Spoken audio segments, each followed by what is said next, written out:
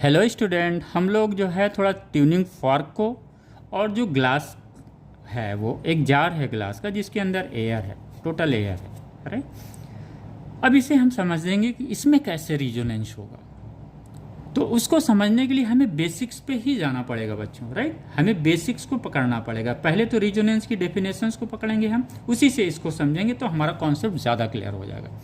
तो ये एक ट्यूनिंग फॉर्क है और ये क्या है, एक ग्लास जार है, राइट, लंबा है, उसमें एयर है। अगर हमने इसको कोई फोर्स लगा के फोर्स हटा लिया तो ये ट्यूनिंग फॉर्क क्या करेगा, ऑसिलेट करेगा, राइट। उसकी कुछ नेचुरल फ्रिक्वेंसी होगी, ये ऑसिलेट करेगा।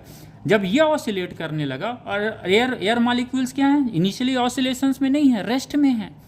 तो जब इस ट्यूनिंग फॉर्क को ऑसिलेट करा के इसके यहाँ पे लाया गया, ऊपर लाया गया, एयर कॉलम के पास, एयर के पास लाया गया, तो एयर मॉलिक्यूल्स भी क्या करेंगे, धीरे धीरे ऑसिलेट करना शुरू कर देंगे। लेकिन एक एयर कॉलम ऐसा भी आएगा, धीरे धीरे ऑसिलेट करना। एक एयर कॉलम ऐसा आएगा इस जगह पे, एयर कॉलम का मतलब this one is the column, this one is the column. हम मान के चलिए यहाँ तक हमने वाटर भर दिया है और यहाँ पे जब आया ये एयर कॉलम, यहाँ पे आया तो इसकी फ्रिक्वेंसी जो है इस ट्यूनिंग फॉर्क की फ्रिक्वेंसी से मिल गया, इक्वल हो गया। तो यहाँ पे क्या होगा, इस एयर पे कॉलम पे क्या होगा बच्चों, एक इस एयर कॉलम का एम्पलीट्यूड हाई हो जाएगा, क्वाइट हाई हो जाएगा।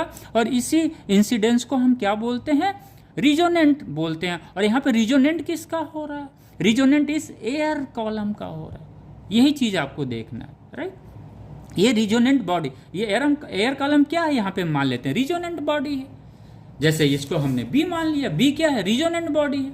इसको इसी तरह समझते हैं बच्चों। ये हमने दो पेंडुलम ले लिया, ए और बी, और ये रबड़ में है, पी और क्यू पे स्ट्रेच करके फिक्स कर दिया गया।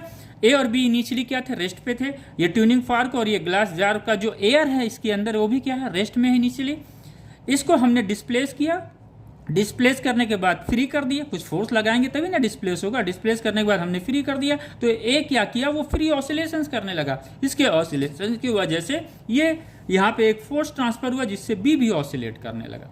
सेम चीज यहाँ पे, इसको ए मान लीजिए, ये ट्यूनिंग फॉर्क को क्या मान लीजिए, ए मान लीजिए। एयर कॉलम को क्या मान लीजिए, बी मान लीजिए, जो इनिशियली रेस्ट पे है।